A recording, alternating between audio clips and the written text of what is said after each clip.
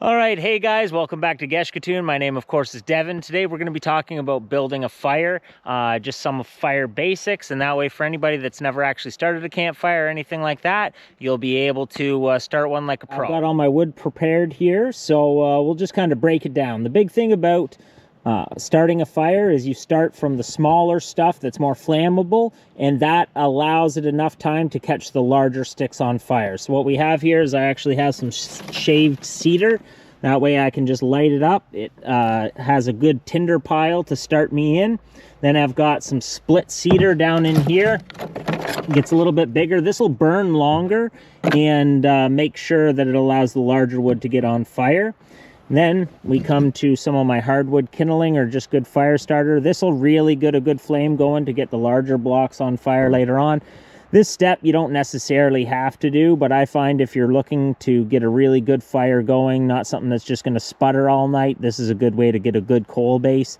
This breaks down quite quickly. It's all about surface area. There's more surface area on this stick of wood to catch on fire than there would be if it was all in one piece again like this one. So you just want to get that surface area up the same way with this. There's more surface area on your tinder for the amount of fuel that's there, so it allows it to catch on fire quickly. All right, let's get building this fire.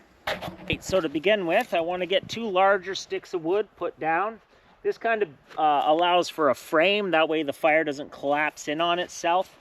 So I put 2 larger sticks down like this, and then I just put my tinder in the core of it. Don't have it all go in one direction. You want that air to get under there. Try to keep it together. That's going to give you more of a core of heat. So it's not so important that it gets spread out, but that there's a good solid core of heat to get this going. So I'm going to grab some more of that, and then I'll throw some of the smaller sticks on. Right, so here's the rest of the tinder. Get out of the way. Here's the rest of the tinder. Here, go, go. Okay, what's this? Okay. All right, so here's the rest of the tinder we have down in. Now I'll just put some of my cedar. Cedar, unlike the maple or birch, it's, stop, go, go, go. Sacrifice one. Anyways, the cedar, any wood that feels lighter when it's dried out, that's gonna be wood that burns a lot quicker, hotter, and it doesn't give you those nice coals, but it's what allows this fire to really get going. All right, so I'm gonna grab some of that larger hardwood kindling now, and then we should be able to light this. This is definite overkill with having such small hardwood kindling as well. But this does, if you take the time to build a fire right at the outset, it's really going to pay you dividends in giving a good base of coal. So that way, even if you do have wood that's kind of wet, it's going to be hot enough that it'll burn all that out. So again, you don't want to lay it all in the same direction. This is kind of a stacking technique. The big thing is this will allow the air to get in, allowing the fire to breathe, and allows it to burn all the material up. You don't want stuff getting covered in ash.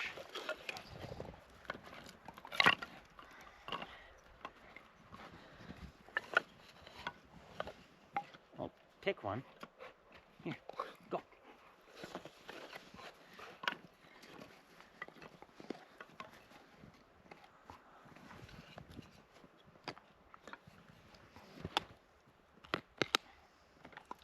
All right, so we can light it like that to allow it to start to go, and then we can put larger sticks on once it kind of gets going.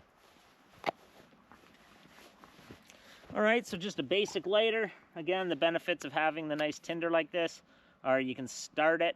The flame, obviously the heat's gonna wanna rise, so if I want this to continue to burn up, I'll hold it on an angle like this.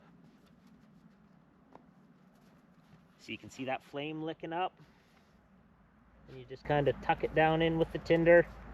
Hopefully it's going to catch some other stuff on. There we go.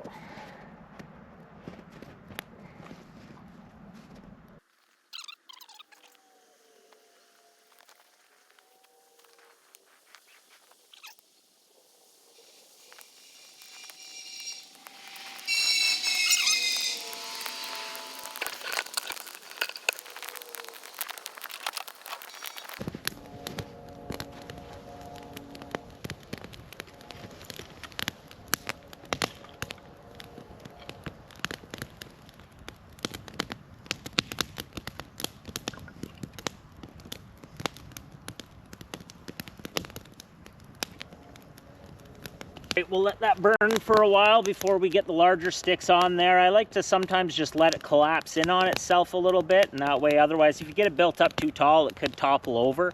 You really want to keep that nice and tight for right now. So some of the stuff that we should talk about are the different types of wood. Like I said, if it feels lighter when that wood has actually been dried out, it's important that you use dry wood. As you can see here, things burn a lot better. If I had to push the moisture out of it, you wouldn't have this going like this. There will inevitably be some moisture that will come out of this once it gets heated up, but not as much. It's not like green wood. Green wood is not even enough to sustain itself most times. It doesn't generate enough heat. So anyways, the smaller the pieces, the more flame that you're gonna get. It's a lot better for a campfire, but if I was actually trying to generate heat in my home through a wood stove, I use larger blocks. So you can get really big pieces of wood in there. And if you want something to last burning all night, you're gonna want to put really big blocks in. So we would routinely put blocks in that were about that size. That way it would burn all night.